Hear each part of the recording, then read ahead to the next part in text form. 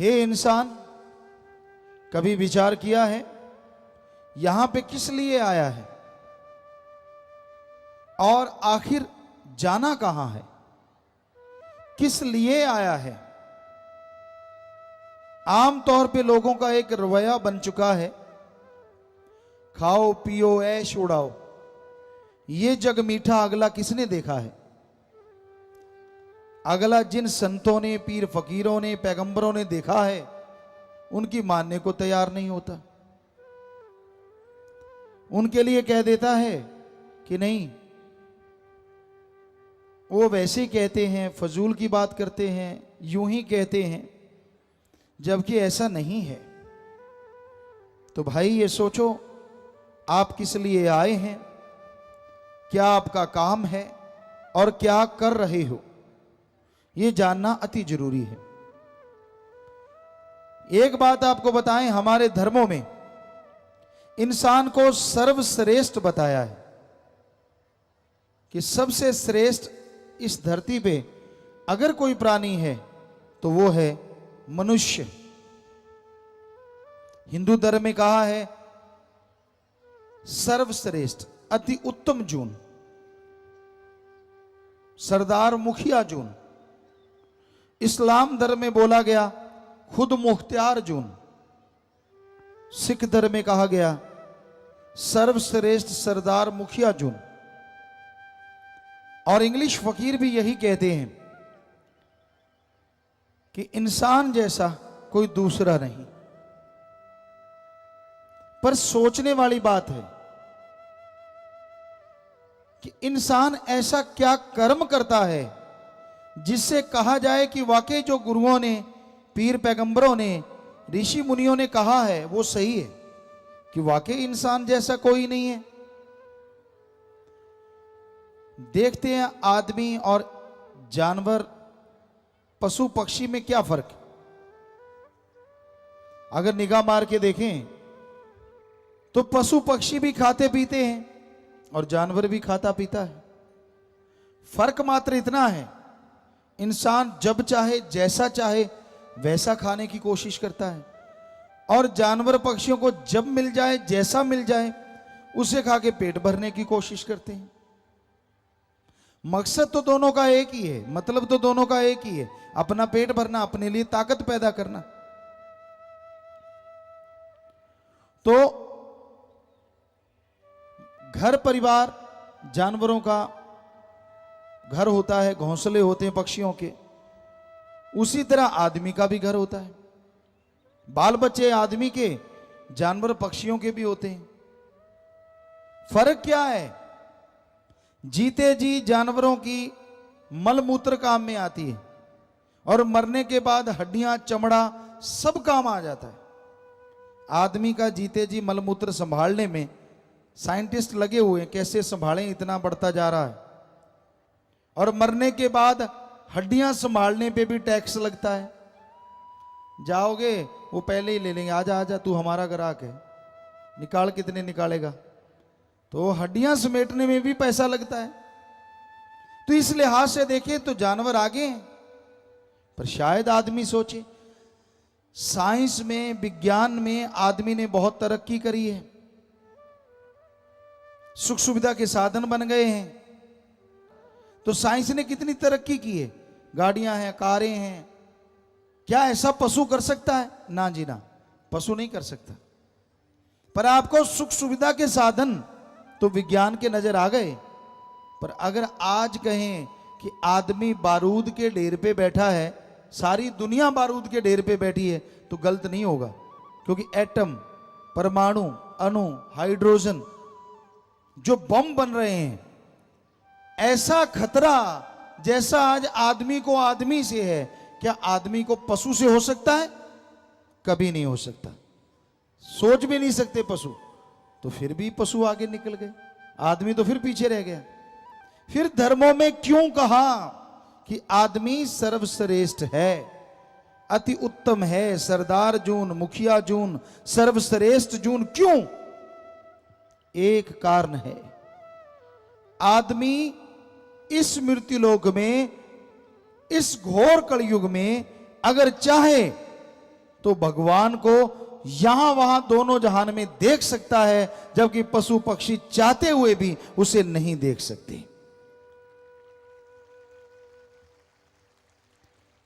आदमी को भगवान ने यह ताकत दी है, अगर भगवान का नाम जपे, जीते जी गम दुख दर्द चिंता बीमारियों से मुक्ति, मरने के बाद आवागमन से मुक्ति आदमी को मिल सकती है, जबकि देवी देवता को भी नहीं मिल सकती, पशु पक्षियों की तो बात छोड़ो। इसलिए आदमी को हमारे गुरुओं ने, ऋषि मुनियों ने, संत पीर पैगंबरों ने सर्वश्रेष्ठ कहा। अब आप खुद देख लो, क्या आदमी वाला काम करते हो? कभी भक्ति करते हो कि सारा दिन चुगली निंदा हथाई कर रहे हैं, इधर की उधर, उधर की इधर, इधर को उंगली लगाई लड़ दी, उधर के लगा दी? तो भाई ये कोई आदमियों वाले काम है? हमारे वेद शास्त्र, हमने सभी पवित्र ग्रंथ पढ़े, हिंदू धर्म के हमारे वेद शास्त्र, और जिनमें गीता रामायण महाभारत चारों वेद, पांचवां वेद महाभारत को भी कहा जाता है। इसके अलावा इस्लाम धर्म की पवित्र कुरान शरीफ, कुरान मजीद, सिख धर्म की पवित्र गुरुवाणी, ईसाई धर्म की पवित्र बाइबल, कबीर जी, शेख फरीद जी, नामदेव, धन्ना भगत, रविदास, बहुत सारे संत, बौद्धिस्ट, जैनिस्ट, सभी धर्मों की वाणी पढ़ी। बिश्नोई धर्म के जांबा जी, उनकी वाणी पढ़ी, उनका गुटका पढ़ा। तो सभी धर्मों की वाणी पढ़ी। सारे धर्मों में यही कहा गया है जो हम आपको आज बताएंगे। 100% यही बात आती है कि आदमी कहलाने के हकदार तो ही हो अगर आदमी वाला काम करो, वरना शैतान से भी आप आगे हो। कई लोग आदमी सोया पड़े हैं, उनको मार दिया, किसी को तड़पा दिया, चंद नोटों के लिए किसी के बेटे को उठा लिया, भाई ने भाई को मार दिया। शैतान भी शर्मा जाता है, वो भी बच्चों पे हाथ नहीं उठाता था। आज आदमी शैतान का बाप बना हुआ है। अपनी मां की संभाल नहीं, अपने बाप की संभाल नहीं। कई लोग हमारे पास आते, गुरुजी प्रसाद दो। किस लिए भाई? मेरे मां बीमार है, उसकी मुक्ति हो जाए। हमने कहा ऐसा प्रसाद तो हमारे पास नहीं, जिसको दें वो मर जाए। आप मारना चाहते हो? कहता नहीं, वो टट्टी पेशाब चारपाई पे करता है। तो हमने कहा जब बचपन में तू करता था तब तेरी मां ने तो नहीं कहा कि इसकी मुक्ति कर दो? वो तो नहीं बेचारी बोली कि इसका रोज टट्टी पेशाब कर उठाना पड़ता है, दिन को भी रात को भी, कोई प्रसाद दे दे बेड़ा पार कर दे। वो तो नहीं बेचारी बोली। अब उसका तुझे उठाना पड़ गया, तो अब तू कहता है कि वो मर जाए। लानत है ऐसे औलाद पे। कहां चली गई हमारी संस्कृति? हमारे धर्मों में तो यही शिक्षा है। अरे बचपन में मां बाप टट्टी पेशाब उठाते हैं। हमारा धर्म, हमारे देश में यही संस्कृति है। जब वो बुजुर्ग हो जाएं तो उनके बेटे बेटियां उनके हाथ की लाठी बने और उनको बच्चों की तरह संभालें। यह है हमारी संस्कृति। ना कि उनको बूढ़ा कह के एक भूसे वाले कमरे में डाल दें, सूखा रोट खिलाएं। नहीं नहीं नहीं, मरने के बाद आप खर्चा करते हो, शर्म नहीं आती? जीते जी सूखे रोट दिए और मरने के बाद हलवा पूरियां खाओ जी, अपनी नाक का सवाल है। और जब वो जीते जी उनको नहीं खिलाए तब नाक किधर गई थी? शर्म नहीं आती? जिन्होंने बड़ा किया, पढ़ाया लिखाया, ठीक है उनमें अवगुण हो सकते हैं तो वो भी आदमी, क्या हुआ अगर मां बाप है? उनमें भी अवगुण हो सकते हैं, उनमें भी बुरी आदतें हो सकती। आपकी नहीं बनती तो राड़ से बाढ़ अच्छी, अलग रहो, लेकिन उनको कभी बुरा ना कहो और उनकी सेवा से मुंह ना मोड़ो। जितना हो सके उनकी सेवा करते रहो। घर से सेवा शुरू करो, फिर करो समाज की सेवा। पर आज का युग ही ऐसा है। हमने देखा बुजुर्गों को बूढ़िया, डैनिया, इतने इतने गंदे नाम लेंगे भी। है तो तेरा ही खून, तेरा ही बाप है, तेरी मां है, क्या कह रहा है? शर्म नहीं आती तुझे? अपनी मां के लिए, बाप के लिए इतने निरादर के शब्द प्रयोग में लाता है। और मां बाप को भी चाहिए, बच्चों को आशीर्वाद दें। एक उम्र होती है, वेदों में लिखा हमारे, वो तो 75 साल था, लेकिन आज की उम्र माने तो 50-55 साल। उसके बाद आपको संन्यास लेना चाहिए। बच्चों के कंधे पे सारा बोझ डालो कारोबार का, कि बेटा मैं बैठा हूं, काम धंधा संभाल, मेरे अनुभव की जरूरत पड़े तो मेरे से पूछ ले, वरना भाई मेरे से जैसा अच्छा बुरा हुआ कर लिया, अब तू जान। और खुद करो भक्ति। पर बुजुर्ग टांग अड़ाते ही रहते हैं, हटते नहीं। ऐसे नहीं ऐसे करो, ऐसे नहीं ऐसे करो। अरे इतनी कमजोर टांगे हुई पड़ी है, क्यों उड़ा रहा है? राम राम जप, ये लिखा हमारे धर्मों में। पर हमने देखा है नौजवानों को कम फिक्र होता है, बुजुर्ग जो जो।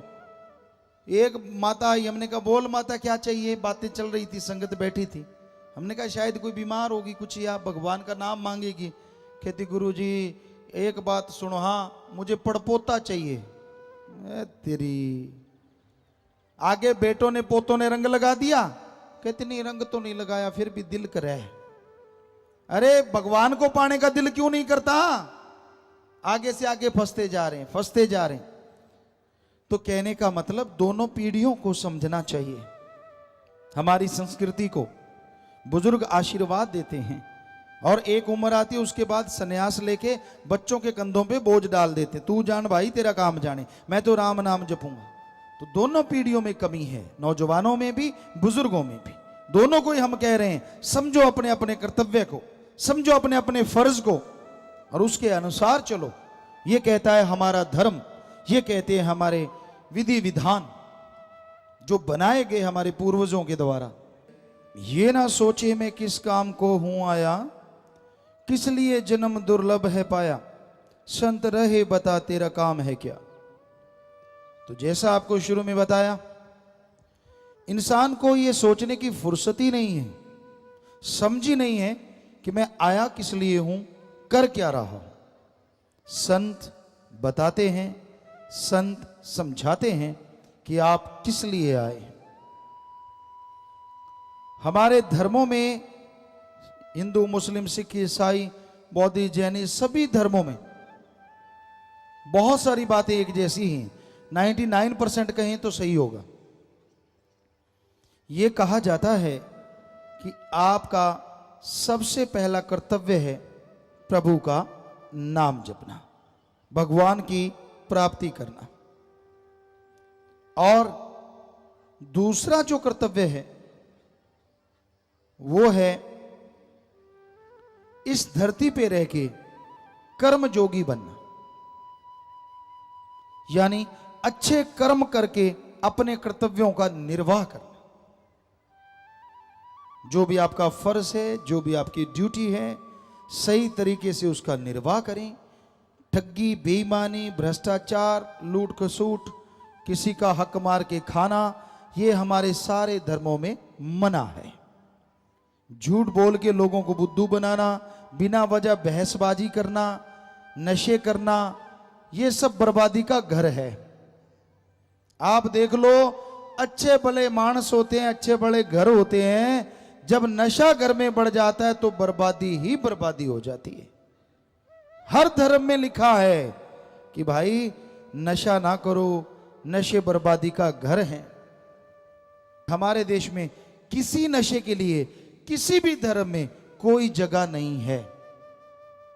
कई लोग कहते हैं गुरुजी नशा बंद नहीं होता, ठेके खुल जाते हैं। आप पीना बंद कर दो, देखते हैं ठेके पशुओं के लिए खुलते हैं क्या? कर दो बंद, फिर देखते हैं कैसे खुलेंगे ठेके, जब कोई जाएगा ही नहीं लेने। तो आप पीते हो, आप नशे करते हो, तभी ये खुलते हैं भाई। पशुओं के लिए तो कोई ठेका खुलता नहीं। तो इसलिए आपको जागना होगा, समाज को जागना होगा, नशों को त्यागना होगा। नशे बर्बादी का घर हैं, कभी किसी को खुशहाल नहीं बनाते। हमारे देश में तंबाकू के नशे से जितना कुछ बनता है, अफीम की खेती से, उसमें 1 मिनट में मरने वाले 2 लोग हैं। यानी जैसे आप घड़ी देख लो, 1 मिनट हो गया, अपने देश में इन नशों से 2 लोग मर जाते हैं 1 मिनट में। इतना बर्बादी हो रही है। ये डॉक्टरों का रिसर्च है, हमें दिया गया, लिख के बताया। तो भाई ये बड़ी दुखद पहलू है।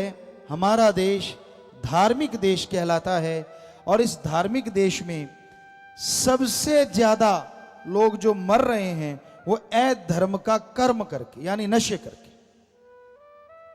धर्म कहता है नशा करो, धर्म नशा करने से रोकता नहीं। नशा करो और डट के करो, पर राम नाम का करो, अल्लाह की इबादत का करो, वाहिगुरु की याद का करो, भगवान की भक्ति का करो, करो जितना मर्जी। फर्क क्या है दोनों नशों में? अब दुनिया के नशे जितने करोगे, शरीर बर्बाद, तन बर्बाद, मन बर्बाद, आत्मा बर्बाद, परिवार बर्बाद, घर बर्बाद और कुल का नाश। और राम नाम का नशा करोगे, समाज में इज्जत, शरीर तंदुरुस्त, अंदर सुरूर, चेहरे पे नूर और कुलों का उद्धार हो जाएगा। जमीन आसमान क्या, कहीं भी मुकाबला नहीं। इतने जबरदस्त है राम नाम, अल्लाह मालिक की भक्ति इबादत का नशा। करो तो सही। लोग पूछते फिरेंगे क्या खाते हो, इतनी खुशी कैसे?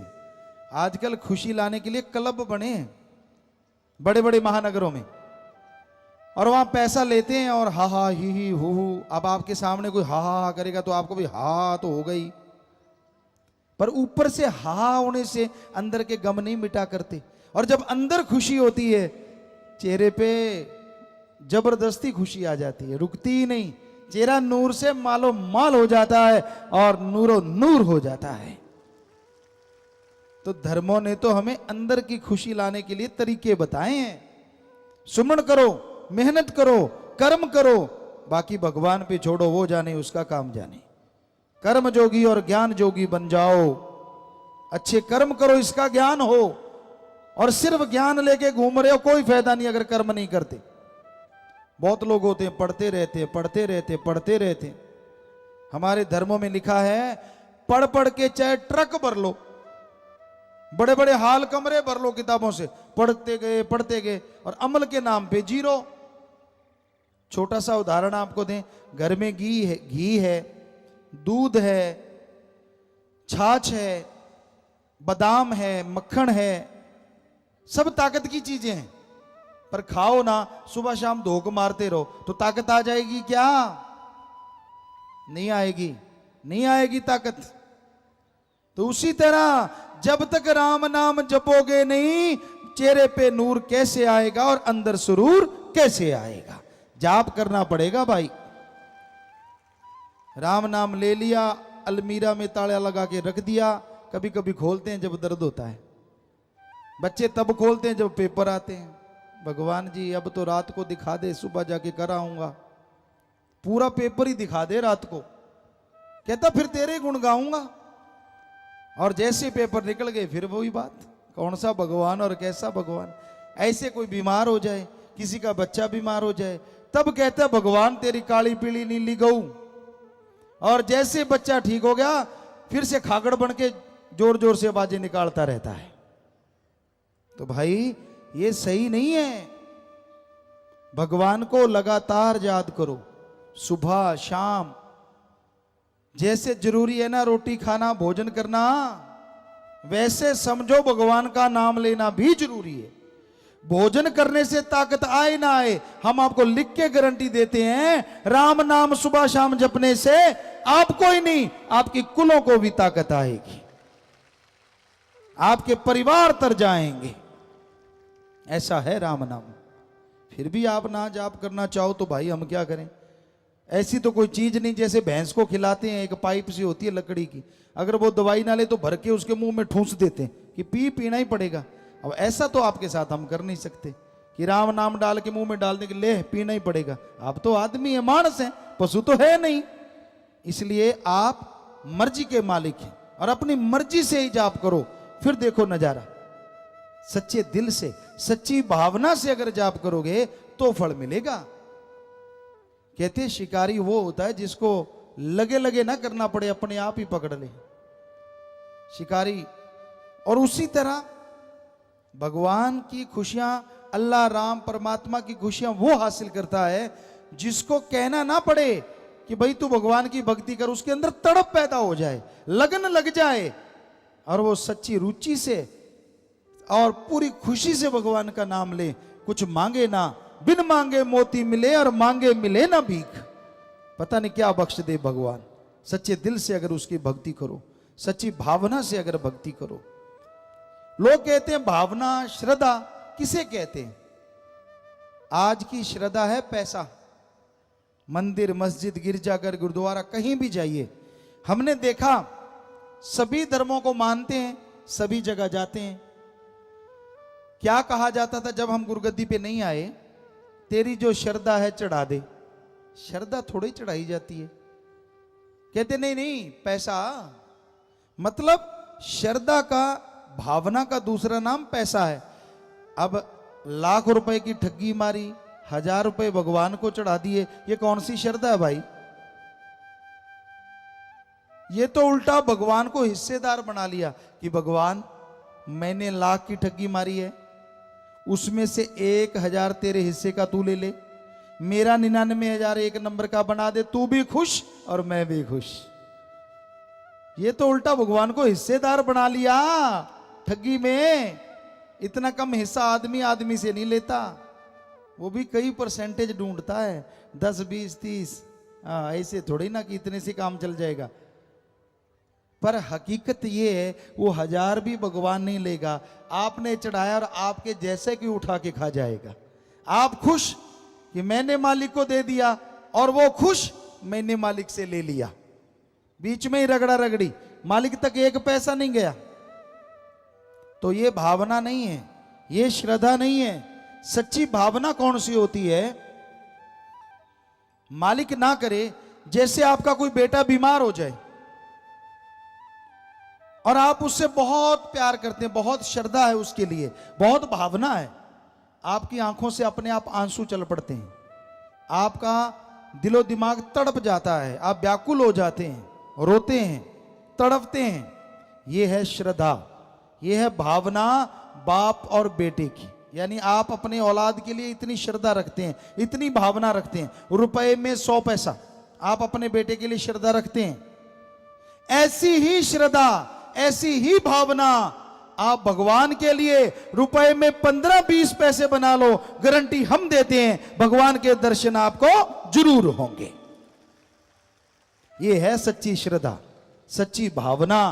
पैसे का नहीं भूखा भगवान, खाने पीने का नहीं भूखा। कभी भगवान को खाते देखा है? कभी नहीं खाता।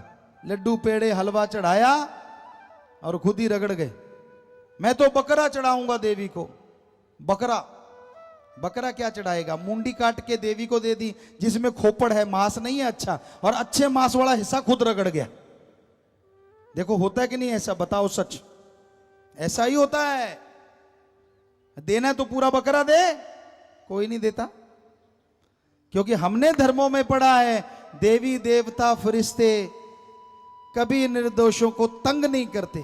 तो बेचारे बकरे छतरों ने तो किसी का बुरा नहीं किया होता, वो तो निर्दोष हो गए, वो तो निर्दोषों का साथ देते हैं देवी देवता। तो ये आपका ही बनाया हुआ प्रोग्राम है कि उसको ये दे के खुश कर लेंगे, क्योंकि खुद खाना है उसके नाम पे। वो नहीं किसी को मारते, वो नहीं कहते कि मुझे बकरा दे, छतरा दे, ये दे। हमने पढ़ा है देवी देवते निर्दोषों का साथ देते हैं और जालिमों का खात्मा करते हैं। ये उनका नाम होता है देवी देवता फरिश्ते। तो इसलिए भाई ध्यान रखो, देवी देवता के नाम पे किसी जीव को मारो ना, ये सही नहीं है। रूहानियत के हिसाब से, वेद शास्त्रों के अनुसार ये सही नहीं है।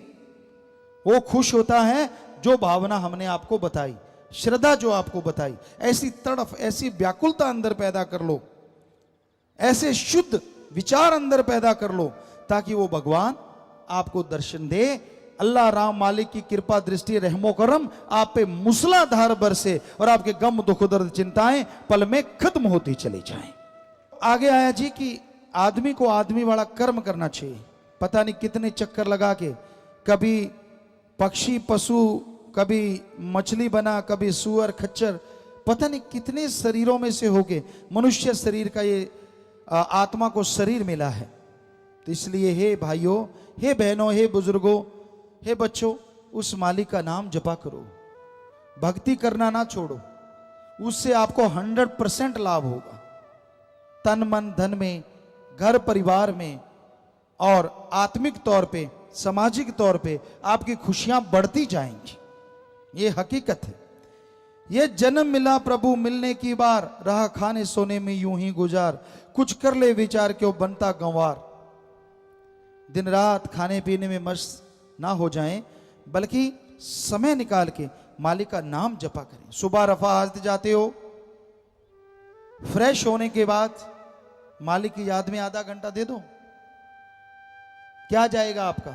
वैसे भी तो टाइम लगाते हो, गपशप मारने लगो 2-3 घंटे का नहीं पता चलता, चुगली निंदा करने लगते हो पता नहीं लगता कितना टाइम चला गया।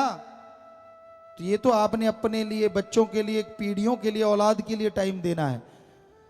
तो इसलिए कम से कम आधा घंटा या घंटा सुबह और ऐसे शाम को आप नियम बना लो, टाइम फिक्स कर लो, इस टाइम पे जाप करना ही करना है तो कर लोगे। अगर वैसे कहते रहे तो मुश्किल है भाई।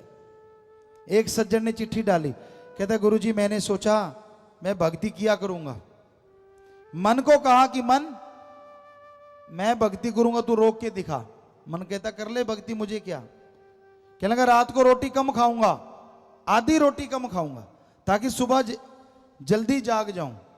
और रात को रोटी खाने लगा, कहता सब्जी इतनी स्वाद लगी पहले कभी लगी नहीं थी, आधी कम खानी थी, एक ज्यादा ठोक गया। सुबह उठा ही नहीं गया, उठे कहां से, आड़ से आ गया। अगले दिन कहता नहीं आज लड़ेंगे अपन, चलो रोटी जैसे तैसे कंट्रोल किया, थोड़ी खाई, सुबह जाग भी आ गई। 4 बजने में 5 मिनट रह रहे थे। मन कहता वो पागल 5 मिनट तो और सो ले, 4 बजे जाप करना है ना, अभी 5 मिनट पड़े। कहता ऐसा सोया 7 बजे उठा। ये अगर टाइम फिक्स करके भक्ति नहीं करोगे तो मन तो ऐसे ही रगड़ता है। हिंदू सिख धर्म में मन कहते हैं जो दिमाग को नेगेटिव विचार देता है, बुरे ख्याल। इस्लाम धर्म में कहते हैं नफस, तो ये बुरे ख्याल देता है। इससे लड़ने के लिए चलते, काम धंधा करते, लेट के, बैठ के आप सुमन करेंगे तो मन रुक सकता है, वरना मन नहीं रुकता। हंकार देगा, खुद ही में डुबोए रखेगा, मुझे ये क्यों नहीं, मुझे वो क्यों नहीं, मुझे फला क्यों नहीं, पता नहीं क्या क्या मन की रील चढ़ी रहती। एक उतर जाती है दूसरी तैयार, दूसरी उतर गई तीसरी तैयार, गलत ही गलत, बुरे ही बुरे, खोटे खोटे विचार देता है। इसलिए मन से लड़ना कलयुग में सच्ची भक्ति है। और मन से लड़ने के लिए राम नाम के जाप के बिना कोई दवा नहीं है। राम नाम का जाप करना होगा तभी मन रुकेगा, वरना मन तो भाई सबसे चंचल है। सूर्य का प्रकाश की गति बड़ी तेज है, हवा भी तेज है, लेकिन मन की गति इन सब से तेज है। पर मन की गति से अगर कोई तेज गति है तो वो आत्मा की गति है। उसकी स्पीड मन से कई गुना ज्यादा है, हजारों लाखों गुना ज्यादा। पर वो चुप हुई बैठी है। जब उसे हनुमान जी की तरह याद दिलाओगे राम नाम के द्वारा कि तेरी गति इतनी है, तो वो दौड़ेगी और मन पानी भरेगा, मन चुप हो जाएगा और भलाई नेकी में आप आगे बढ़ते जाएंगे।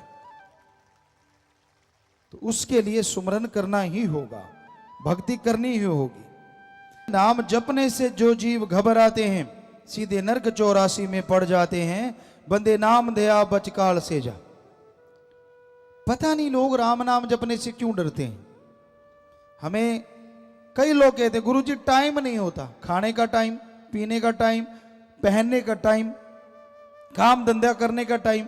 अरे राम नाम में कौन सा हल जोतना है, जीबा से जाप करना है, जीबा मुंह के अंदर है, वो वैसे भी हिलती रहती है, राम नाम में हिला लो। बताओ इसमें टाइम अलग से निकालने की क्या जरूरत है।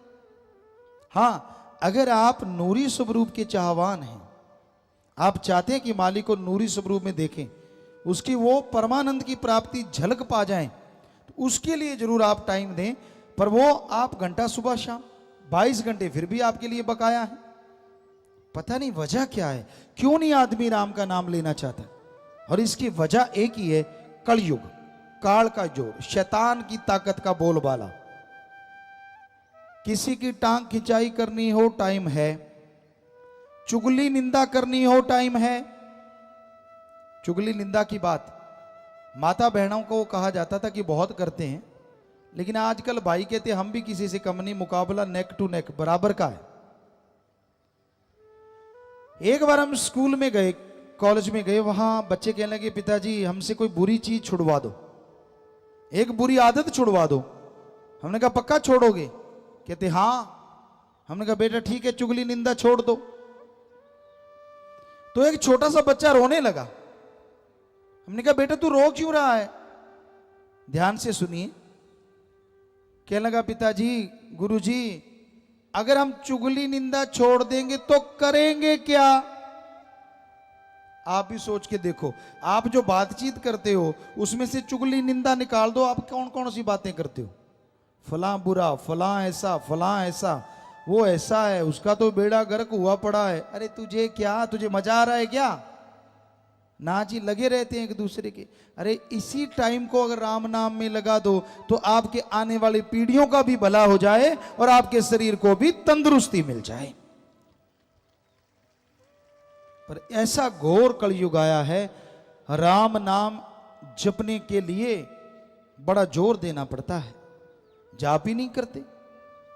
मुझे नींद आ गई जी, मुझे काम बहुत है जी, ये सब बहानेबाजी है। कई बिल्कुल खाली होते हैं, वो नहीं जपना चाहते। हम कह दें भाई आधा घंटा जपना ही पड़ेगा, घंटा जपना ही पड़ेगा, उनको आफत आ जाती हो, आधा घंटा भगवान को देना पड़ेगा, कोई काम नहीं होता इसके अलावा। जब जिंदगी राम नाम के लिए लगा दी तो जपो, जाप करो राम का नाम। पर ना जी, उनको भी बड़ी मुश्किलें आती हैं। तो कहने का मतलब ये कलयुग का प्रभाव है। ऐसा भयानक समय आया है, आदमी घंटा सुबह शाम मालिक का नाम जपना ऐसा समझता है जैसे कोई बोझ उठाना। साईं मस्ताना जी महाराज के समय की आपको एक बात सुनाते हैं। एक दिहाड़ी मजदूर था, मजदूरी कर रहा था। मस्ताना जी महाराज कहने लगे भाई क्या पैसे लेता है? कहता जी 1 रुपया लेता हूं सारे दिन का। क्या उठाता है? गोबर उठाता है, गंदगी उठाता हूं जी सारा दिन फावड़ा चलाता हूं। मस्ताना जी कहने लगे बरी तुझे 2 रुपया दें तो लेगा? कहता काम। काम कहते बस कपड़े अच्छे पहन के नहा धो के बैठना है। कहने लगा मजा आ गया, ये बाबा तो बड़ा फंसा, बैठने के 2 रुपए दे रहा है, मैं तो गंदगी उठा रहा था। कहता ठीक है बाबा। नहाया, अच्छी धोती पहन ली, कुर्ता पहन लिया, आजा भाई बैठ जा। बैठ गया। ये ले राम का नाम, ले लिया, इसका जाप करना है? कहता हाँ जी। अब घंटा आधा घंटा जाप किया, जंबाई आने लग गई। घंटा जाप किया, खाज खुजली होनी शुरू होगी चारों तरफ। थोड़ी देर के बाद वो हाथ जोड़ के बाबा जी के सामने आ गया। कहता है बाबा ये ले तेरे 2 रुपए, मैं जाप आज करूं ना कल, मुझे तो गंदगी उठाना मंजूर है पर राम का नाम सारा दिन नहीं जपूंगा। है ना सच भाई? आज देख लो, आप जो दिहाड़ी लेता है हम दे देते हैं, बैठ जाओ सुमन पे सारा दिन करना, उससे भला आपका ही होना है। लेकिन आप नहीं करोगे, हमें पता है। या तो खुराटा सुमरन शुरू, थोड़ा इधर उधर टेक लगाई और नींद, या फिर आपको पता है वो काम धंधे याद आते हैं जो पहले कभी याद आए ही ना हो। तो इसका कारण है मन, माया, काम, वासना, क्रोध, लोभ, मोह, अहंकार। ये 7 हैं। 7 के चक्रव्यूह में आदमी फंसा हुआ है और इससे निकलने के लिए सुमरन के अलावा और कोई ताकत नहीं है। सुमरन तो करना पड़ेगा, चलते बैठ के लेट के काम धंधा करते थोड़ा थोड़ा सुमरन करते रहो तो आप इनसे निजात हासिल कर सकते हैं। राम नाम की धुन में ऐसी शक्ति है कि अगर राम नाम आदमी जाप करता है, अल्लाह वाहिगुरु गॉड खुदा की इबादत करता है, तो वहां शैतान महाशैतान काल महाकाल नहीं ठहरता, उसका बाढ़ बांका नहीं होता जो मालिक के नाम से जुड़ा होता है। इसलिए मालिक के नाम से जुड़ो, उसका जाप करो, खुशियां मिलेंगी। आप जाप तो करते नहीं। आपको एक कंजूस की बात सुनाते हैं। 3 कंजूस बैठे थे, चर्चा चली, उनके पास देसी घी 2-2 किलो के डिब्बे थे। कहने लगा भाई, एक कहने लगा मेरा तो अभी 1.25 किलो बाकी है, 6 महीने हो गए। कहते कैसे कैसे खाता है तू? कहता मैं रोटी पे सुई के जो नक्का होता उधर से उठाता हूं और वो लगाता हूं सुबह शाम 3 टाइम, इसलिए घी इतना बचा हुआ है। दूसरा हंसने लगा, कहता बस मेरा तो लगा ही 100 ग्राम है, सारा घी 2 किलो का 2 किलो पड़ा है, बस 100 ग्राम लगा है। तू कैसे लगाता है?